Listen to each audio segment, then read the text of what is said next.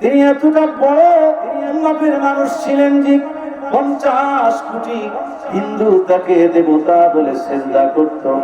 এই ডক্টর শিবশক্তি বহু ভাষায় পণ্ডিত ছিলেন। তিনি চিন্তা করলেন, আমি এত বড় শিক্ষিত মানুষ, আমার তো উচিত সমস্ত ধর্মগ্রন্থগুলিকে একটু রিসার্চ করে দেখা। তিনি রিসার্চ করা শুরু করলেন। রিসার্চ করতে করতে সব ধর্মগ্রন্থ রিসার্চ করার পর তিনি কুরআনুল কারীমের একটা কপি কিনলেন। কুরআনুল কারীমকে কেনার পর কুরআনুল কারীম যখন তিনি পড়তে শুরু করলেন, কুরআনুল কারীমের শুরুতেই লেখা দেখতে পাইলেন, যালিকাল কিতাবু লা রাইবা ফীহি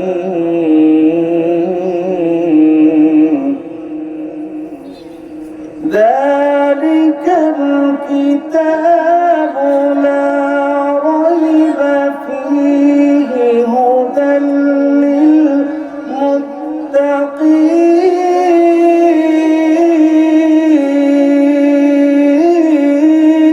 আল্লাহু আকবার।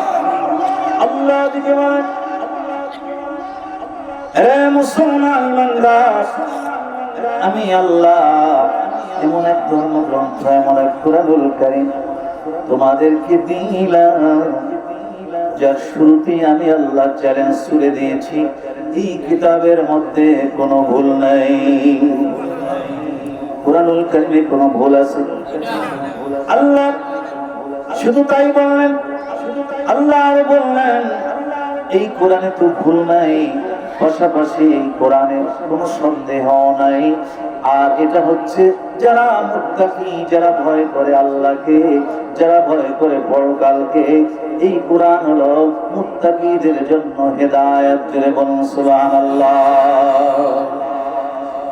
আল্লাহর নবী, রাহমাতুল নবী, হায়াতুন নবীর উপরে কোরআনুল কারীম আমার আল্লাহ নাযিল করেছেন। আমার আল্লাহ আমার নবীকে কোরআনুল কারীম দিয়েছেন।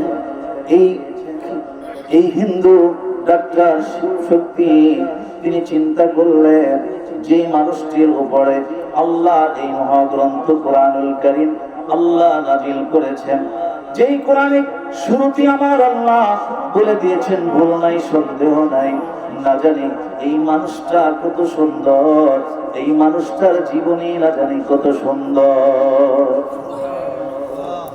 ডক্টর শিবশক্তি কোরআনুল কারীম তেলাওয়াত করতে লাগলেন, পাশাপাশি আল্লাহর হাবিবের একটা জীবনী বাজার থেকে ক্রয় করে ওই জীবনীটাও তিনি পাঠ করতে লাগলেন।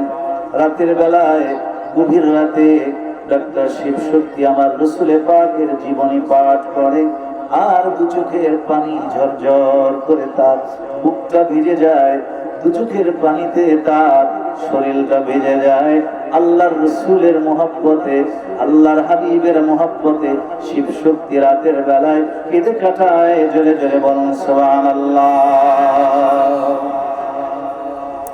রাসূলের জন্য যে আপনি কাঁদছেন, রাসূলকে যে আপনি মহব্বত করতেছেন, এটা রাসূলে পাক রওজা পাক থেকে দেখতে পাই কি পাই না? জোরে বলুন, পাই কি পায় না? কিন্তু আমি বলছি না, বলতেছেন আমার আল্লাহ। কি বলতেছেন? আল্লাহ রাব্বুল আলামিন বলেন, ওয়া কুল i'malu ফাসায়ারাল্লাহু আ'মালাকুম ওয়া রাসূলুহু ওয়াল মুমিনুন।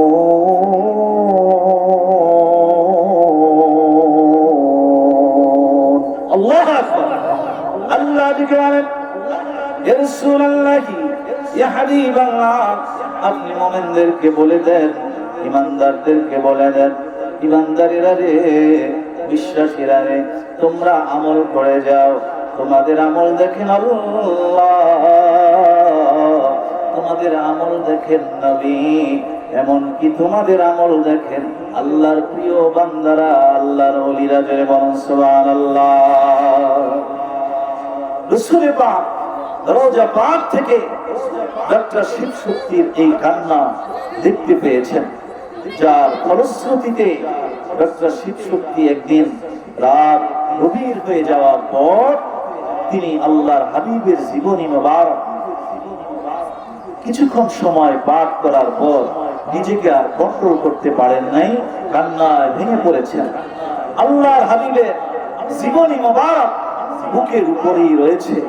ডক্টর শিব শক্তি কাঁদতে কাঁদতে ঘুমিয়ে গিয়েছেন। ঘুমের মধ্যে আমার আল্লাহ, আমার রাসূলে পাক রহমাতুল লিল আলামিন শফিউল মুজনিবিন নূরুন আলা নূর নবীজি দিদারে তাকে ধন্য করেছেন। জোরে বলুন সুবহানাল্লাহ।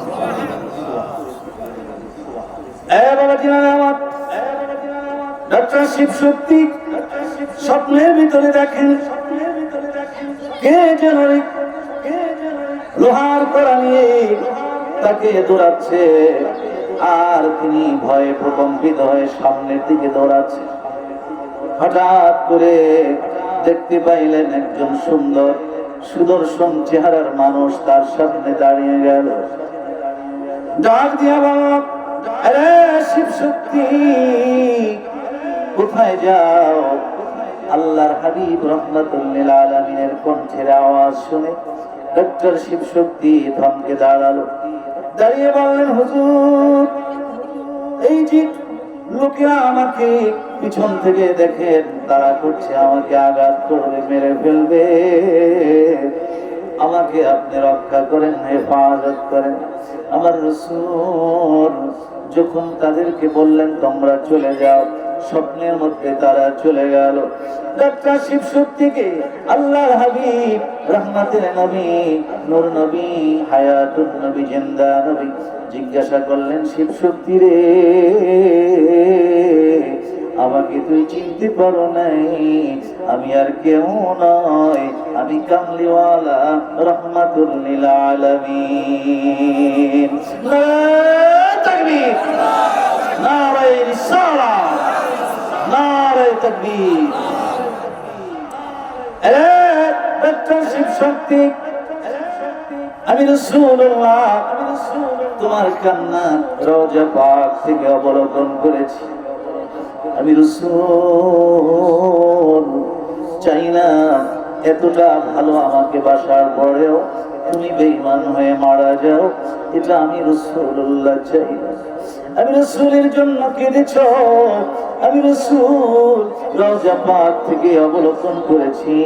আসো আসো, আমার হাতে হাত দিয়া কালেমা পড়ে মুসলমান হয়ে যাও। ডক্টর শিব শক্তি স্বপ্নের ভিতরে মুসলমান হয়ে গেলেন। সকালবেলায় ডক্টর শিব শক্তি ঘুম থেকে ওঠার পর থেকে কান্না শুরু করলেন। কান্না কান্না কান্না তার থামে না। স্ত্রী নাস্তা তৈরি করে টেবিলের মধ্যে রাখলেন, বললেন, স্বামী গো, আপনার জন্য নাস্তা এনেছি, আপনি শুধু কান্না করেন, নাস্তা খান না, কারণটা কি? ডক্টর শিব শক্তি ডেকে বলেন, বিবি রে, এমন একটা ঘটনা গত রাতে ঘটে গিয়েছে, আমি যদি তোমার কাছে বলি, এই ভারতের হিন্দুরা যদি জানতে পারে আমাকে মেরে ফেলবে। বিবি, সব কথাই তো তোমার কাছে বলি, কিন্তু আজকের এই কথাটা আমি তোমার কাছে বলতে পারবো না, আর তোমার নাস্তাও আমি খাইতে পারবো না। আল্লাহর হাবিব রহমতের নবী, মায়ার নবী, নূরের নবী, হায়াতুন নবী, জিন্দা নবী ডক্টর শিব শক্তি যেই ঘরের মধ্যে এসেছিলেন, ওই ঘর থেকে তখনও জান্নাতুল ফেরদাউসের ঘেরান পাওয়া যায়। ডক্টর শিব শক্তির স্ত্রী ডেকে বলেন, স্বামী গো, আপনি তো কোনোদিন কোনো কথাই আমার কাছে গোপন করেন নাই, সব কথাই তো আমার কাছে বলেছেন, আজকে কি হয়েছে আমার কাছে খুলে বলেন। আমি ওয়াদা করলাম আমি কারো কাছে বলবো না, শুধুমাত্র আমার ভিতরেই রাখবো। ডক্টর শিব শক্তিকে দেখে বলেন, বিবি রে, গত রাতে রহমাতুল লিল আলামিন আমার এই ঘরের মধ্যে এসেছিলেন, আমি আমার নবীর পাকের হাত মোবারকে হাত রেখে কালেমা পড়ে মুসলমান হয়ে গিয়েছি। ও মায়াত নবী গো তুমি এতিম কইরা কোথায় লোকাইলা ও মায়াত নবী গো তুমি এতিম